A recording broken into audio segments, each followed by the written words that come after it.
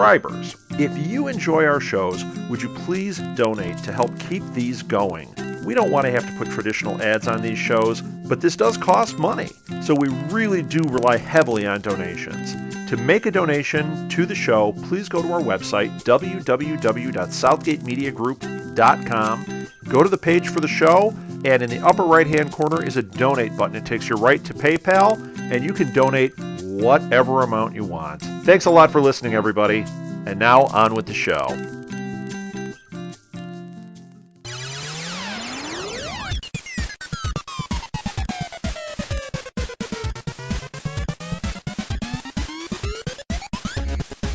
Hello and welcome again to the SuperConnectivity Podcast. I am your host, the enigmatic Charlie Esser.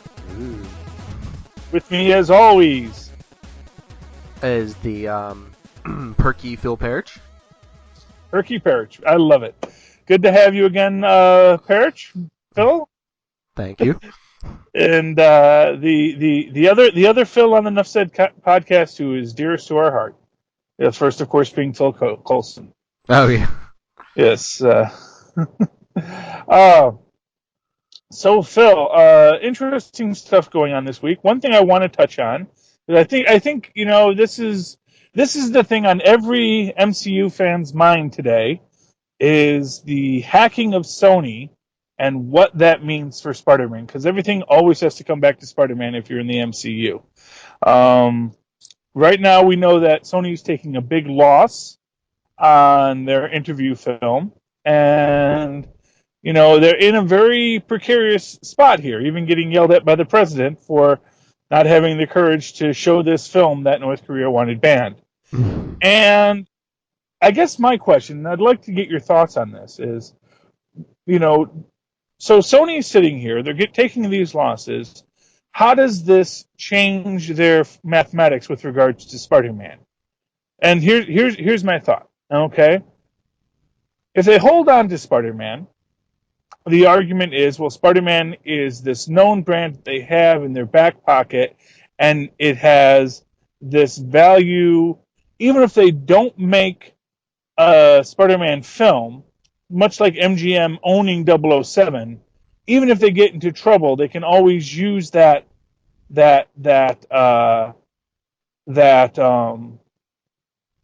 rights that they own as to secure future financing. They can always say, we're the people that own Spider-Man, we're a studio worth investing in and saving. You can trust us. Now the counter argument is, and this is the one I'm sure Disney is hoping for, is Sony's going to say, why are we making movies? You know, this has gotten to be a lot of trouble. And let's face it, we're an electronics company. And is being a content producer really worth it to us in this volatile marketplace? And because we have this very valuable property of Spider-Man, perhaps we can unload it. Perhaps we can unload Sony Pictures to Marvel, because we know that Disney likes to buy things. Maybe they could look at it from that point, is maybe not just selling Spider-Man, maybe selling the entire studio, just to get rid of it and to make a large sum of money to recoup their losses off of this whole fiasco. Yeah, well, yeah, I was even thinking, even if they don't get out of the movie business, like with all the email hacks and everything, and you know, I've heard several actors are questioning whether they want to deal with Sony anymore. So even if they don't want to get out of the movie business, I could see them saying, well, we need to make some quick, couple, however big the deal would be, couple $100 million or whatever, real quick. They could sell Spider-Man to Marvel. Exactly. Or to DC. Wow. I don't know if there's some kind of clause or something that can't do that. Oh. Yeah, I'm sure actually Marvel has a clause that says that they get right of first refusal on any resale of the rights. That's usually how something like that would go. But it would be kind of cool to see Spider-Man in the new Justice League film. That would be people to go see that monstrosity. Well, actually, I have actually often said that it's more likely that you could see an Avengers Justice League crossover before you saw a Spider-Man Avengers crossover, just because I could see Warner's calculating that having the publicity of Justice League tied into the juggernaut of the Avengers could help them out much more than that a synergistic partnership, which Marvel and DC have done for years. They've often done that where they've given each other a pat on the back and a boost. So I mean, I don't think you'd have a full crossover of Batman and the Avengers or anything like that, but a parallel glimpse and move between. I could certainly see stuff like that happening. But yeah, I could see them talking crossovers, either Spider-Man or even, like you said, the Justice League. I never thought of that, but because I mean, that first Avengers movie made what, $1 billion worldwide by itself. Oh, yeah. Yeah. So I'm sure that in the numbers, Avengers and Justice League. Well, for what it's worth, Squadron Supreme, the evil Squadron Supreme, is coming to the cartoon Avengers universe. So that could be very interesting. Just because Marvel has their own. Marvel already has their own Justice League, and they could always pull them out whenever they want. And Avengers 4. Well, I would actually love to see Marvel do the MCU do more with some of their more obscure concepts and characters, just because they are really interesting. And I think that's what was great about Guardians of the Galaxy, was that it was such obscure characters that they pulled out, that they kind of pulled out of the ether and put out there with the Marvel formula and made a lot of money off of it, and that got to be a real delight for moviegoers. So honestly, I mean, seeing a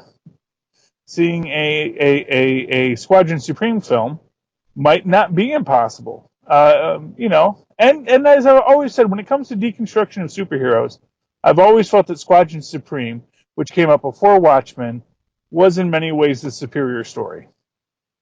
I'm just going to say that. Just because they were real superheroes. They weren't just guys in tights. Yeah. But anyway. But that is the Squadron Supreme. But so fingers crossed for the Squadron Supreme Justice League crossover. Now that would be an interesting film to see. Yeah, maybe I don't know, Civil War or something. Well, who knows what's going to come. But so anyway,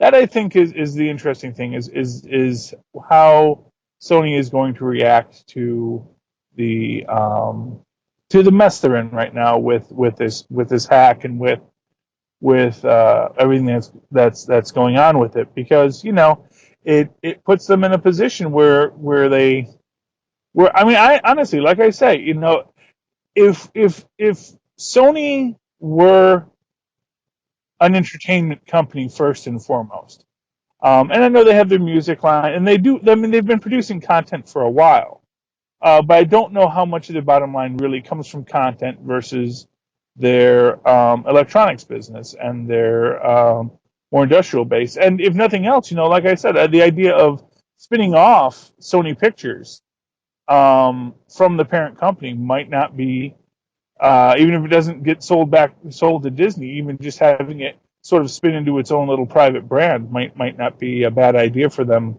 business wise. And then Spider-Man goes into, anything could happen with Spider-Man then.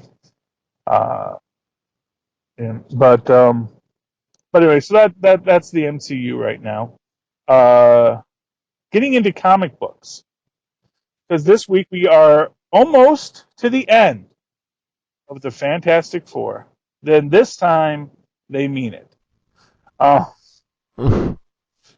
like the last time they ended the Fantastic Four, where this time they really are going to end the Fantastic Four, or the other 6 times they've ended the Fantastic Four. This time, really, they're going to end it. And I don't know. I don't know. It's an interesting concept that they're pulling out here, especially in light of everything that's going on in the Marvel universe right now. For those who didn't read the book, what was revealed is that yet another super scientist really didn't like Reed when he was in college. Which is interesting to me because this is very much a running gag with Reed Richards. Um, People that didn't like Reed Richards in college, the most famous, of course, is Doctor Doom. But you also have an unnamed scientist who was in the very famously titled, if not famous, book, This Man, This Monster, where another former colleague or college science geek decided to take on the form of Ben Grimm, steal Ben Grimm's powers just so that he could kill Reed Richards, and then suddenly, just before he decides to kill him, decides to sacrifice himself to save Reed Richards because he realizes, oh, I'm being kind of a jerk, just hating on this guy for no particular reason. And this latest guy, the Quiet Man, as he calls himself, is the latest in this long running gag of really smart guys who hate Reed Richards. Yeah, I know Reed must have been a real jerk in college. Yeah, well, that's what I'm wondering. It's like, one or two guys hating you, okay, maybe it's them. But Reed, it seems like everyone you meet in college really didn't like you. And actually, but you know what you can tell about this, and I think this is why everyone hates Reed Richards, is because Reed Richards, for being the world's smartest man, is also incredibly well adjusted. And that's sort of like what's amazing about Reed Richards, which is what they always say is that, the Fantastic Four, it's a book about a family. And all the people who hate on Reed Richards, none of them have families. Because they're all people who are so obsessed with with making themselves better that they never got around to having a family. And this guy, the Quiet Man's story, is that he basically had an erotomatic fixation on Sue Storm, and then Reed Richards talked to her first, and so he decided to sublimate his entire being into the shadows and sort of mess with Reed Richards' life for the past. Well, I don't know how long the since the beginning is his statement there. Well, yeah. What did you think when he said some of the battles they've had over the years were due to him? Oh, I think it's entirely possible. I mean, the idea of one thing we know about megalomaniacal supervillains is that they're really easily manipulated. You know, and they all have these like weird little henchmen who are hanging out with them that you never really know that much about. In fact, I remember there was one guy, I believe his name was Boris, who was always hanging around with Doctor Doom. And like I think in several times it was revealed that Boris was some other person. Most recently, it was the Tomorrow Man. I can't remember his first name, but something Zarko, and that he was manipulating Doom to do something with his time machine so he could get back to where he was trying to get to. Yes, but yeah. So I mean, it's entirely possible that this is a guy who's been quietly manipulating things behind the scenes for years to just to mess with the Fantastic Four because he's got nothing better to do, I guess would be the implication. So genius and money leads to bad things if it does not lead to superheroism, is what we can take away from that. But yeah, so apparently this guy who is kind of I guess Marvel's pastiche of Darkman, because he sort of has that same ability to take on any face he wants with his special facial reconstructing nanobots. And he is and he says that he has basically been all these different little people throughout his companies, just always going around manipulating things. And of course, the first thing that jumps into my mind, well, gee, if you have this facial reconstructing software, how come you never try to impersonate Reed Richards so you could say hi to Sue Storm? Yeah, or try to kill Reed and take his place. Yeah, exactly. I mean, like, wouldn't wouldn't I mean, like, if you had spent your entire life being, fixated on Sue Storm and hating Reed Richards, and you said, "Hey, suddenly I can look like anyone in the universe. Maybe I should use this to my advantage." But Well, some of these smart guys, just because they have a high intellect, doesn't mean they have common sense. no, clearly not. Clearly not. No, because obviously, what would have been smart would have been to, like, go date Janet Van Dyne. Because she was single for a while there, and I mean, it's not like Sue Storm. She's pretty cool, but it's not like she's the only woman in the world. There's lots of superpowered fish in the sea, and you know, Well, you can tell that to a crazy stalker. yeah. Well, and that's really what he is. I mean, really, it was like this is possibly the creepiest villain that Marvel has ever come up with. Um, and that's saying something, really. They all get pretty creepy sometimes. Especially, I mean, not Dr. Light creepy, but this guy like gives Dr. Light a run for his money. Anyone remembers Dr. Light from the old later Teen Titans, where they really, really made him into a total perv. But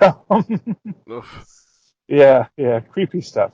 But anyway, but what's interesting in this, and this is why I think it's interesting.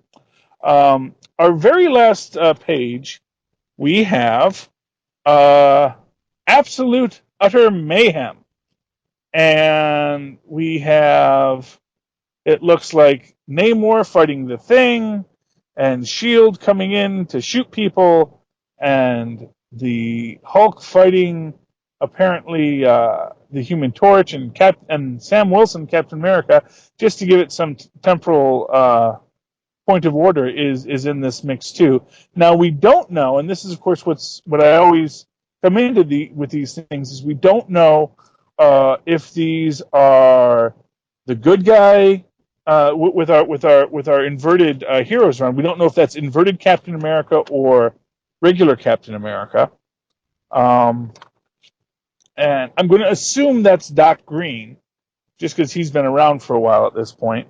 But I don't know if that's Namor as a member of the Cabal, because I don't think that has been mentioned in the Fantastic Four lately, that this is taking place in alongside the Avengers storyline with the Cabal and the Illuminati. Although maybe it is, and that's a whole other bag of hammers. Or maybe that's Namor from the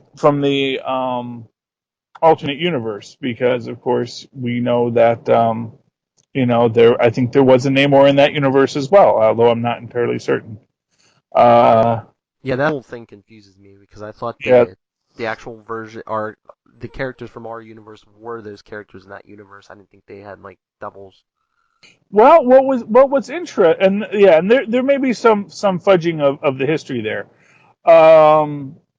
because the Heroes Reborn Earth was brought into this universe by that universe's Doctor Doom. Because when they were all going to return to our universe, Doctor Doom said, "No, I'm not that universe's Doctor Doom. I am the only Doom, and I will not I will not do this." And so he rebelled, and he didn't go over. He stayed on his own world, and I believe brought that world into the counter Earth position.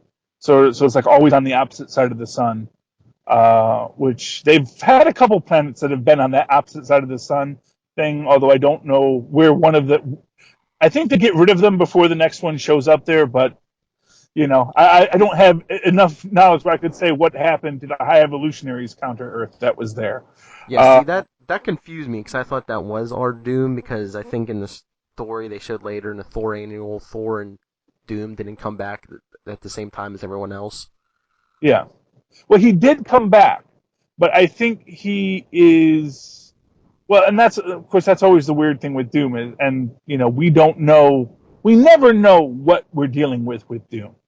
Doom is one of these very strange characters where he's jumping bodies and coming from alternate dimensions. In fact, that was I mean, just to go into some weeds onto Doctor Doom here.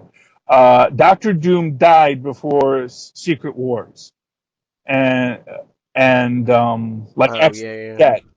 dead. But he was so prominent in everybody's minds that the Beyonder basically pulled another Doctor Doom from a parallel universe. No. He saw that Doom was prominent in everyone's mind, and I think he plucked him from the future. But when the Fantastic Four and the Beyonder got to that point, because Doom was actually in another body, Yeah. Reed Richards told the Beyonder, he says, you have to give Doom his body back and then send him back to the Secret Wars to keep the timeline intact, because he's like, you could destroy all of time, and I don't think even you could survive that. Yeah, It something was very like that. convoluted, John. It was very and basically what happened is then sort of Doom came back. So it all got very crazy with the way that particular Secret Wars 2 crossover where we've got Doom back again. And so, Doom is always in a strange place. And I believe that was also at I'm trying to remember because man, there's so much goes on with Doom, but it makes for a very interesting question because this was actually, and I'm just going to go into a very weird little side note because this also ties into the Fantastic Four and young Bentley 23 and older Bentley, who is not dead apparently, although because this is something that's kind of bugged me because it seems like he dies a lot, Whitman Bentley. But we also know he has a lot of clones. Mm-hmm. And it got me wondering, every time we see Bentley die in a comic book, or seemingly die, was it just, Bentley 21, Bentley's 22, all these other Bentleys that he has, because it struck me, you know what, if you were this guy, if you were the wizard, and you could just make copies of yourself and implant your brain waves on them, you might do that just to explore other options. Because if you don't see them as being necessarily separate from you, then that's, this is just going to be someone, because Bentley never struck me as the kind of guy that, look, Bentley never struck me as the villain who said, I'm the smartest man in the world. He's always struck me as, I'm a really, really smart guy, but I want to be the star of the world. And because his original story was that he was like this performer. I always thought that it would be great to have him as a villain in a Fantastic Four movie, played by what's his name? Played by the guy who played George McFly, Crispin Glover. Oh, yeah. Crispin Glover as Bentley, as the wizard, and he has a reality show where he's doing these amazing kind of sort of science-based Chris Angel magic, so he's doing like crazy, quantum reality magic, but selling his amazing devices and building up this empire, and then it starts to come unravel when someone with real superpowers, the Human Torch, shows up, which is his origin, that he got really upset because people cared more about the Human Torch than him. Sort of Hawkeye's origin, except of course Hawkeye eventually becomes a good guy, and the Wizard still wants to just defeat the bad guys, or defeat the good guys. But anyway, so my idea was, what if all these Bentleys actually keep on dying? And because we've seen that some of them have been just stone cold crazy. I mean, the one who kidnapped Medusa clearly was mentally ill, and I'm sorry, I think that he got sentenced to death by the Inhumans, because the last words we have is Medusa telling him, Bentley, my husband will have some words. Will have a word with you, and it's just like, what the heck? And of course, no one says anything. Yeah, sure, go ahead, let him destroy this person. He's the bad guy, and we're going to let him do it. And I don't think that the Inhumans would just let him leave either. So I got to think that Bentley died, and I got to think that maybe a lot of Bentleys have died over the years. And what I'm getting to is this question: is what happens to a clone when they die? And my thinking is, if they're a human, because it's a human clone and it has a human soul, because we all want to think that Ben Reilly has a soul, so Mm-hmm. why shouldn't Bentley have a soul? And so you have all these Bentleys that are going to the realm of Mephisto, and this Marvel. This is my pitch to you, free of charge. Okay, so I think this would be a great story, because of all the wizards that we've seen, we've never seen one that actually studied magic. And I think it would be great if one of the Bentleys, when he created him, rather than infusing him with scientific knowledge, just started infusing him with magical knowledge. And the idea would be that you have all these dead Bentleys, all these souls in the afterlife, who are just waiting to be brought out and to put the magical wizard Bentley on the throne of Hades.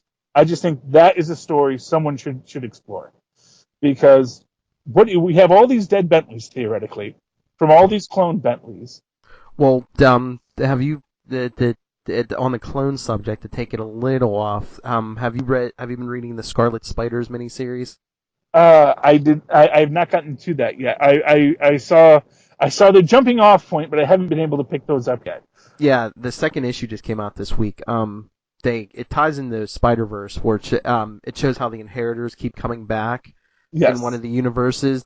They just have like a factory where they just like just keep cloning bodies of themselves. So anytime they die, their mind jumps into one of their cloned bodies, and they just pop out of the tank and they're good as new. Mm-hmm. So, I mean, that's another route they could go with Bentley. If he dies, his mind could jump into yet another clone body. Yeah. Well, you see, because that's the thing for me, is when you do, because here's the thing, you have actual soul transfers in the Marvel universe as a magical activity, but then you also have mental rewriting, which is essentially what happened to Werner Christoph. It wasn't Doom's mind that went into him. Doom's machines just imprinted Christoph with all of Doom's memory, all of Doom's ego and self and all that stuff. Mm-hmm. So, but the real Doom still existed. His soul still existed in another body at the time, and it creates these parallel ideas. So, yes, you can jump your soul through magical or possibly sciencey magic means, but then you also can rewrite someone's brain to think they're you. Well, you could the Superior Spider-Man, you could actually, I guess, transfer your brain. Well, see, that's the interesting question: is that what Dr. Doom did, or did he just rewrite Peter's brain to think that it was Dr. Octopus? And that, you see, it's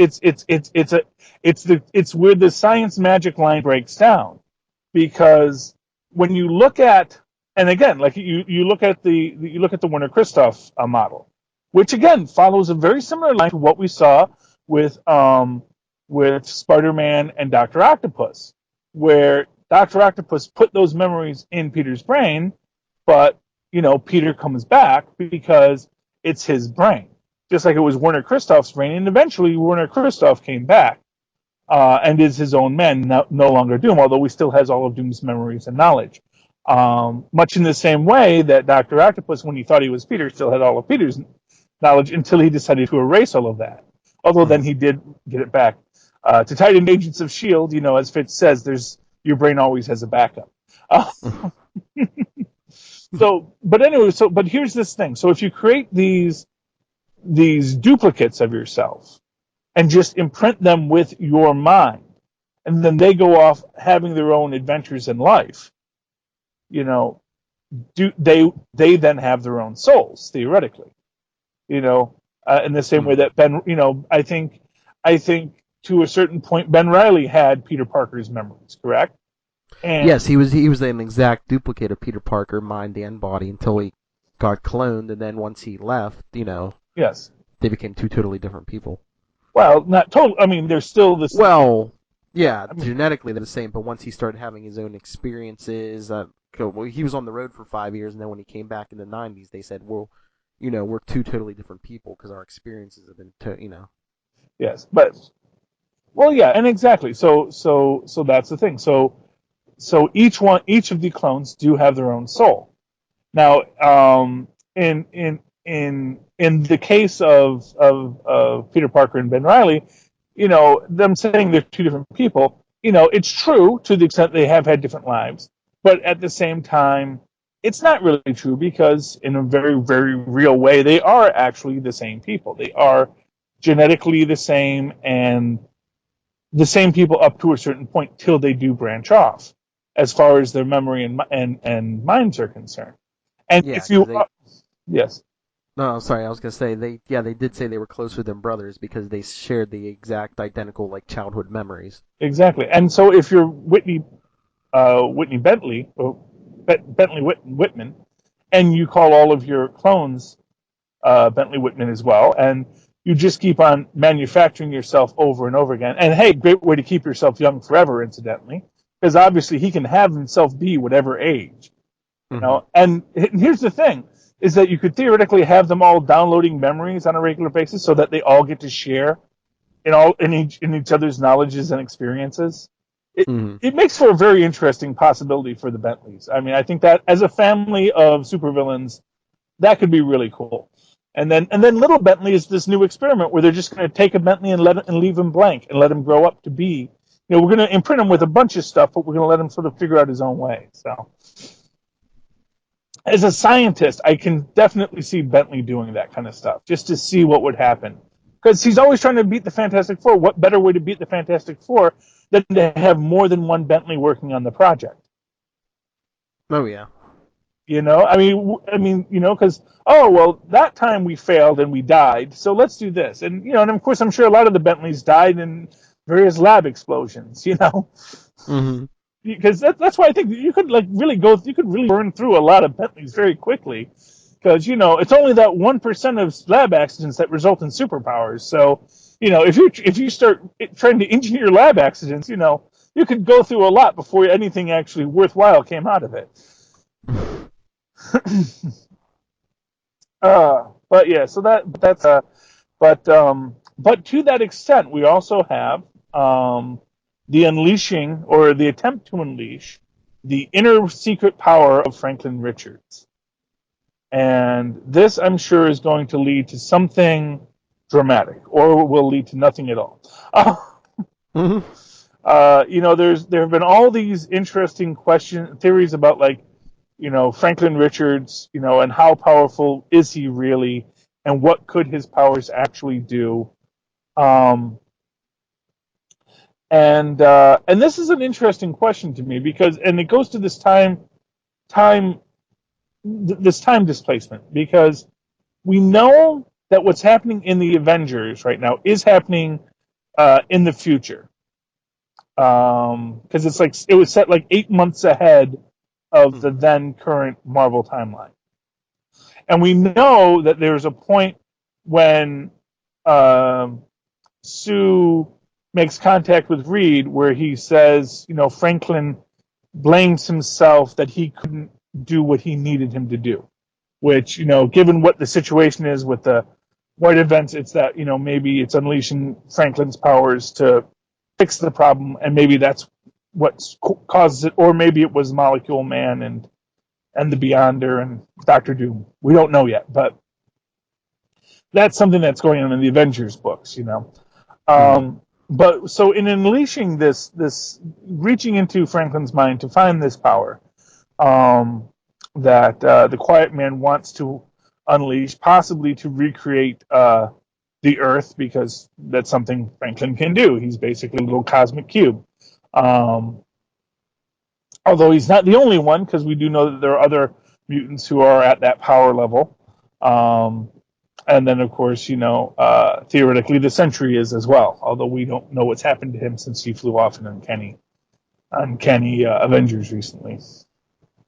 Although there was a theory that was proposed by someone that the Sentry was actually Franklin Richards, that it was him all grown up, and that he sort of Yeah, I don't know. I hope they don't do that. No. The Century's storyline seems kind of convoluted as it is. Yeah, well, the Century story. Well, I mean, it's intentionally convoluted. It was, it's in its original run.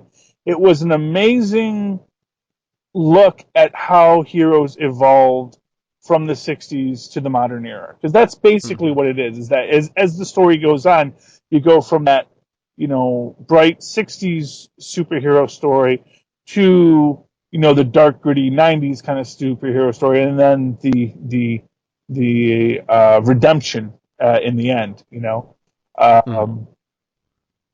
and it was really, and it was great how they did it, and honestly, for if you're a Marvel nut like me and a connection nut like me, the idea of a character that could either write himself out of history, which is what the official line was, or as sort of was implied in later stories of the Century, that actually was someone who wrote himself into history, that rather than being this guy who was around this whole time, that he just created a timeline where he made himself in it, sort of like the Impossible Girl in Doctor Who, after she was done dating Captain America. Weird little thing there. That's that the actress, what's her name, Jenna Coleman. She has a small part as in Captain America: The First Avenger, as Steve Rogers' date to the Stark Expo. When they came up with this idea of casting her in this role, this character appearing throughout time, I thought, wouldn't it be funny if that's if they ever do a Captain America crossover, that's your tie-in, a Captain America Doctor Who crossover. There's an MCU crossover. Exactly, and that might be easy with the BBC because they'll do anything. Doctor Who will do anything. So I could absolutely see a Doctor Who Marvel crossover, assuming Disney doesn't already own Doctor Who, because they own just about everything else.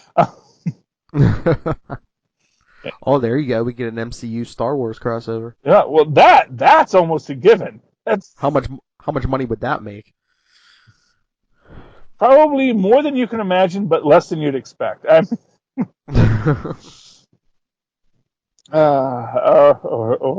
as Princess Leia says to, Luke Skywalker says to Han Solo, well, more than you can imagine, and he says, well, I can imagine an awful lot, So I can imagine that it would make a lot of money, but I can imagine that the people making it would never be as happy with as much as it can make, because it should make infinite money, and it will make less than that.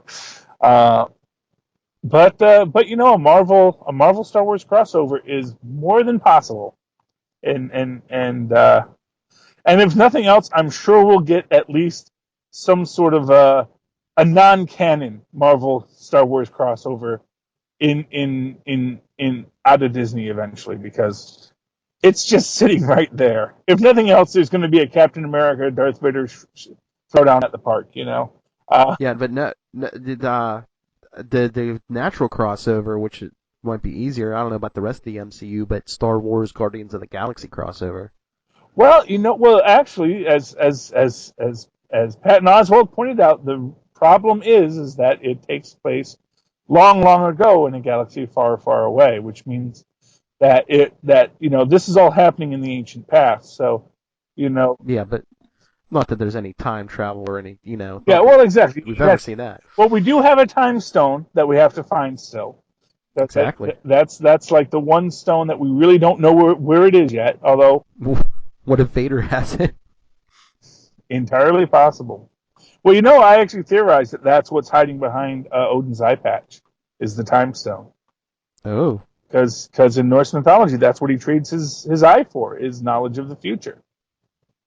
And so if he trades something, perhaps the Tesseract, for the time stone, and then he hides it behind his eye so that he can merge with it and hold it and have this whole knowledge of time that no other being can have, which he uses to, of course, thwart Ragnarok. But now that Loki has done something with Loden, he can no longer prevent Ragnarok, which is the next Thor movie after the Avengers, because Loki is revealed, and then perhaps the serpent is found.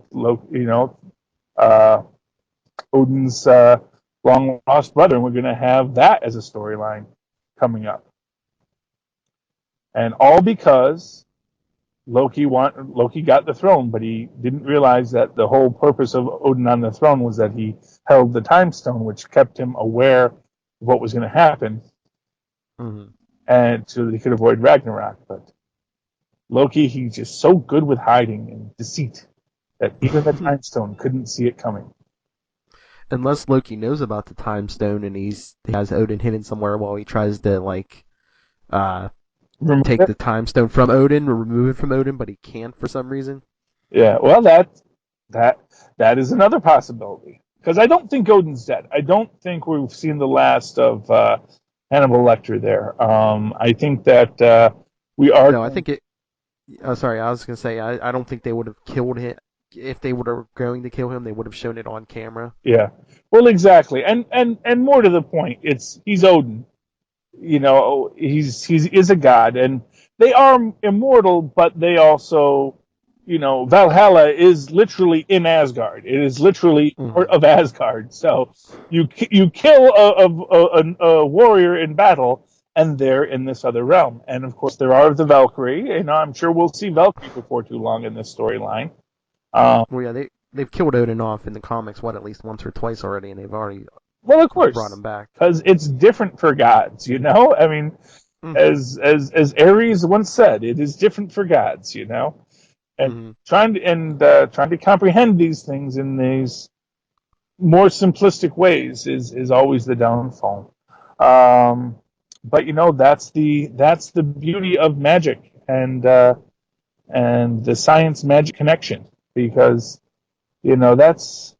that's always where science breaks down in the comic books, because even though everyone always says, oh well, it's a science-based universe, it's never a science-based universe, because if it was a science-based universe, it wouldn't have superheroes in it. I mean, it's just that simple. Because in a science-based universe, okay, maybe you could have a Batman, but people are going to say, gee, Bruce Wayne, kind of a crazy guy. I mean, the entire, because let's face it, science, it's not just making whiz-bang things. It's also the psychological reality of what makes a man put on bondage gear and beat up people every night to avenge his parents' death. There's something messed up there, or any of it, and this is always this thing, I've always felt that there has to be this magical aspect to heroes, because so much of what heroes do that we don't even think about at the time are completely impossible with physics. Like when the Hulk hits the ground and makes it crack, that should be sending the Hulk back like 1,000 feet, because if he's cracking the earth, he's hitting down with a lot of force, and there's nothing holding him there unless what his hitting of the ground isn't an actual act of mechanical strength, but a sort of semi-magical power force that emanates off of him, rather than being directed by his muscles. And of course, that goes into the whole psychological aspect of superheroes in the first place, where female superheroes can be just as strong as the male ones, but they're never as bulky, and because their strength isn't actually coming from the bulk of the muscles. When the Hulk gets big, the Hulk isn't big because he's strong. He's big because Banner is small, and he wants to be big and scary, because in his heart he's still that little boy, and the only way he can be strong is if he's big and scary, and that's why he becomes the Hulk. It's a psychological presentation of his power set, but it's not his actual power set. His strength would be just as much if he was half his size, which we know because the Hulk used to be half his size, and was just as strong.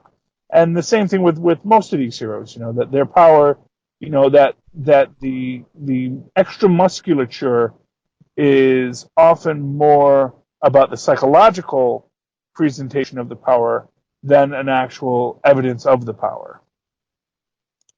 And like I say, hitting the ground should knock you back, because unless you're holding on to something, you're just pushing yourself up. It's Mm-hmm. because the Hulk may weigh a lot, he doesn't weigh more than the planet Earth. And if you're causing seismic activity on the planet, that's going to send your little tiny Hulk body into the atmosphere, because we've seen him hit people as big as him into the space, and that's what he's doing when he's punching the Earth. He's knocking himself into space, or at least he should be, but he doesn't, because it's magic, not science. Well, they say magic is a form of science we don't understand yet. Well, yes. Well, and that's the counterpart. That's the that's the DC line with the Flash. The Flash isn't fast because he's running fast. He's fast because he is connected to the Speed Force, and the Speed Force is just this inherent concept of fast that the Flash touches into and runs with, and that Speed Force is something magical. I mean, there's no other way to describe it except that it is a magical force.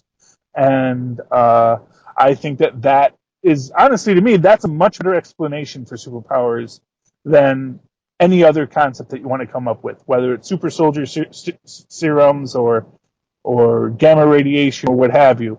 This idea that there's magical forces out there in the universe that create heroes and make them big and strong. I think that's a good as good an explanation as any. And the thing is that you can never, when Billy Batson says Shazam, you can't say, well, if you just said Shazam, that wouldn't really happen. It's like, well, in that universe it does. That's the rules for that universe. That's how that magic works. Yeah, that would be some sort that crossover in Marvel. Doctor Strange showing up and telling everyone, no matter how scientifically based their powers are, that they basically come from some form of magic. Well, you know what? They have gotten very close to that.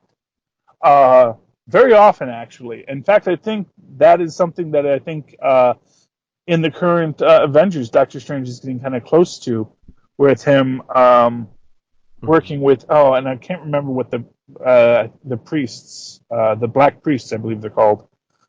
Yeah, I believe so. Yes, where he's now the head of the Black Priests because he's the Sorcerer Supreme, and I do think that that's very much, and like I said, John Byrne definitely hit on that very much with his Hulk run and his She-Hulk run, where that was very much the story, is that these characters, these gamma irradiated beings are presenting their magical, their essential selves, their psychological selves, their Jungian selves.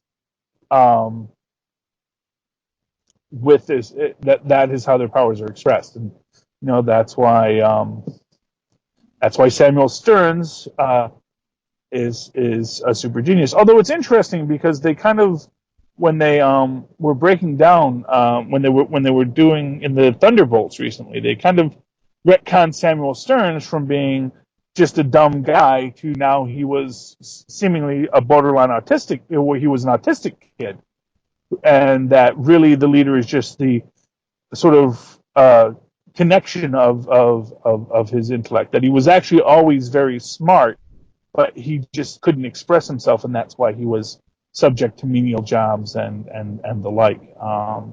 Which is an interesting thing, because apparently they had this thing that as a child he was obsessed with codes and hiding things, and his brother, who was very smart, could never figure out how he could hide his candy and always find it, because he had this very elaborate system of hiding things, because he was actually much smarter than he presented. So, which is an interesting little retcon for good old Samuel Stearns. Especially since in the MCU he is Professor Stearns, who I so hope we someday get to see. It is so depressing to not have the leader in the MCU, and I've been waiting for that to be a reveal for a long time, and we're no closer to that. Yeah, because I mean, he was kind of changing into the leader at the end of that last Hulk movie. Oh yeah, well he absolutely was, and in the follow-up comic book, because they did do a comic book, I think just before Avengers came out, where they did a little Black Widow story leading up to the Avengers, and they sort of have her coming in and collecting him, and he like basically deduces her entire life story from like 3 words she says to him, and then he's like trying to say you should let me go because I can't remember exactly what he says, but she basically says no, and knocks him out, and Mm. then Shield locks him up along with Blonsky, which again, since the fall of Hydra, who's watching Emil Blonsky? Yeah. There's these really powerful super villains out there now that no one is watching. That's not good. Maybe we'll see a bunch of cameos in Civil War, maybe. Yeah. Well, actually, like I said, I think honestly, you could absolutely. I mean, I could see you getting Blonsky back. Somewhere. I mean, as I kind of suggested that they kind of have a small Masters of Evil going on right now between the superpowered villains that we've seen that we don't have accounted for.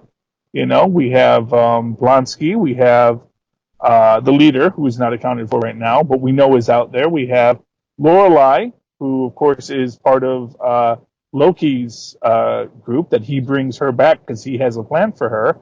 And then, of course, you have the Absorbing Man, who, at least in the comic books, was created by Loki, working for Hydra, which, as we know, I think is also part of Loki's plots. And so, I wouldn't be surprised. And of course, the Masters of Evil were actually, one of their incarnations was run by Ultron. Baron Zemo doing another version of the Masters of Evil. So it would not surprise me if we do see the Masters of Evil either somewhere in this whole mess. Although, speaking of Zemo, we do have Agent Carter coming in January, and I wonder if that might be a place for him to be introduced. Maybe like it would be. I think it would be cool if they did the original Zemo and Agent Carter, and then like say Civil War or something. We get like the original version of the Thunderbolts. Yeah. And then they finally reveal that Citizen V is like the next Baron Zemo, the son of the original. Yeah. Well, exactly. Yeah. The helmet that would be very cool. And the Thunderbolts were all former Masters of Evil. And you know who else was a Master of Evil? Mr. Hyde. Yes. So here we got, like I said, you've got a nice little group of very recognizable Avengers villains that have all sort of been moved into position here that we could very well see when we get to Age of Ultron. We could get a Mr. Hyde and being manipulated by Ultron, and if we get Baron Zemo in the comics, we get some other characters. I'm very disappointed that we haven't seen Master Man yet, but they could bring him back out. Some of those old World War II failed super soldier projects. Because that's really something. Like I said, I was very disappointed that they did not decide to tie Whitehall Reinhard into the Reinhard who was working on the super soldier serum after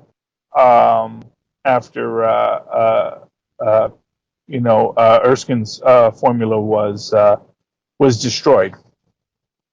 Well, the season's not over yet. Well, yeah, but Reinhard's over. Or even if he's not, we did get that he was in prison. He was in a S.H.I.E.L.D. prison for all these years, and it doesn't look like they were letting him work on little side science projects. So it's obviously a different Reinhard that they're referencing there. But I just thought, well, isn't that cool? That I thought they would do something with that because they did have, like I said, if you go watch the Hulk again, you'll see that the name is Reinhard on those things, not Erskine. So it's which is consistent with the actual storyline because they did switch his name back and forth in the original storyline. But they went with Erskine and didn't go into the whole convolutions with how he got to be called Reinhard in other versions, because the idea was it was a code name. But although maybe they will touch on that at some point, suggesting that they're using Reinhardt's code name with the Hydra scientists that they did decide to flip, so that they think that they had this guy on their side, but it wasn't actually Reinhardt. It was somebody else who was a white hat scientist working on it. Or maybe it'll just be Dr. Blitzschlag, who was also an interesting Hydra scientist who is in the comics, who we have yet to see in Marvel. But when they pulled Zemo into it, it suggests there's a lot more going on in this original Shield than Peggy Carter was aware of, and so because that they dealt with Zemo is suggests there'll be more guys that are just passable, guys who are just passable enough on the science. Like, oh, I never did the atrocious stuff. I just did my science, and they were just the guys cutting the checks, I just followed orders. Yes, well, if you don't look too deeply, you can get away with that. But of course, there's always someone who's willing to not look too deeply. But then again, if there's a guy who was in Hydra who was the one processing the paperwork, then it's just fine. Because that's sort of how that works. Is you get a guy who wants this to happen, and then it happens. Because if Agent Carter didn't capture them herself, how's she going to know the difference? And that's sort of what happens. Is Zemo gets in there because he turned state's evidence early and often, and then he gets in this other guy he vouches for, and so long as it's not Reinhardt who Carter captures herself, because let's face it, they captured all of his stuff and they kept on working on it because they got the blue guy from Reinhardt, and someone decided to go keep on working on the blue guy. So it's not like his work died. So maybe we will see Reinhardt's name invoked again, and perhaps in Agent Carter, which would be very interesting. Because maybe that would actually be interesting if they actually pull him back into it as sort of a Hannibal Lecter type character. This most vile Hydra agent that they have to go to get information from. That would be a great storyline for them to explore in Agent Carter. If not this series, the next series of Agent Carter. Because I think there will be more Agent Carters coming.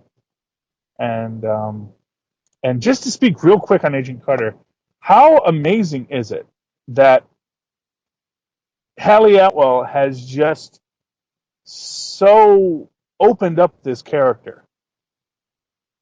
Yeah. Because if you think about it, Peggy Carter, she's an important character in the history of Captain America, but it's not like she was ever as central as she is being made by Marvel. Marvel, because, not only did they decide based on her rather small but cool role in Captain America to say, let's do something big with Agent Carter, but they're also now they're bringing her character back for another series. She's going to have her own series with Howard Stark, again based on the movie Howard Stark, and I think that in many ways speaks to less to what maybe Marvel wanted necessarily to do, and more to the power of what Hallie Atwell brought to the table for that character.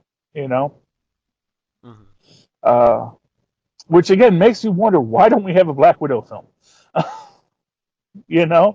It's like I gotta imagine that Scarlett Johansson must have bugged someone that we don't have a Black Widow film. She must have crossed some line somewhere along the line that someone said, you know what, we're just not we're gonna build up every other character, but we're not doing ScarJo right now because we love her, but man, we do not want to. Or maybe they're just afraid of what she could do if she had Black Widow. Maybe they said we don't need two Tony Starks in this universe. Well, one megastar that we have to pay $1 billion a film is enough. That's true. Plus, I mean, she could show up in some of the other movies like she did in Captain America 2. Like, she could be in Black Panther. Oh no, I'm sure she will be. I'm sure. Basically, I'm kind of thinking that basically they're going to make Black Widow just in every Marvel movie. She's just going to be as this constant, this constant hub to the storylines, because which she really is. She is this character who infiltrates places, so she's a great character to bring in. She's also a human level character, so she's a great audience surrogate when they get into these messes. And not, and for what it's worth, she's Russian, so she's very cynical, which of course the kids love cynicism. Mm. And so I mean, she's great to have in any movie, and I'll love it. I'd love it if they have her in as many movies as they can, and I think she definitely raises every movie that she's in. Much in the way that I think Hallie Atwell did. I think she definitely really brought up Captain America to another level, which is why I think she's getting where she's at. And I think, honestly, I actually think they probably would have loved to have done a Peggy Carter movie, but it's just hard to do that period piece superhero film. Although, who knows? Maybe we'll get that. Maybe we'll get that after the Agent Carter series. Maybe we'll get the Founding of S.H.I.E.L.D. movie with, Ellie Atwell as the first head of S.H.I.E.L.D. and, fighting aliens with Howard Stark. Won't that be fun?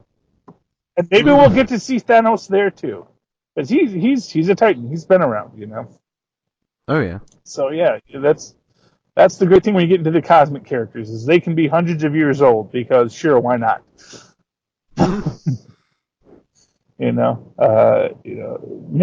Makes life cycles hard when you think about that. Unless of course you only have kids once every 100 years or so. It's like the Vulcans. They only ate every 7 years, but they live to be 102, and that's how you sort out that whole having people live to be 200 years or 500 years old. Is they don't mate very often, so they have very few offspring. So you don't run out of resources. That's an evolutionary trait, That's why turtles wind up getting endangered because they live so long, they don't reproduce on a regular basis, and so, if you start eating them, you start to run out of tortoises. So don't eat a Vulcan, is what I'm saying, because there's only so many of them left, and they don't reproduce that often. Humans, you can eat as many as you want because they're like rabbits, But Vulcans, you gotta preserve those. Oh, and I think that is more than enough for one night of SuperConnectivity. There's still more to connections to make, but I think we have to stop it somewhere. And Don't Eat a Vulcan, I think, is as good of a place to end as possible. Yes. And as always, I have been your host, the enigmatic Charlie Esser. And I am the perky Phil Parrish. And this has been SuperConnectivity. Talk to you again soon.